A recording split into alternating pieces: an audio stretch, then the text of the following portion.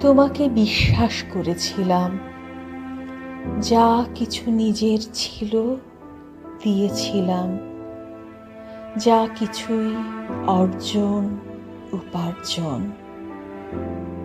এখন দেখো না, ভিখিরির মতো কেমন বসে থাকি, কেউ ফিরে তাকায় না। তোমার কেন সময় হবে তাকাবার? কত রকম কাজ তোমার। আজকাল তো ব্যস্ততাও বেড়েছে খুব।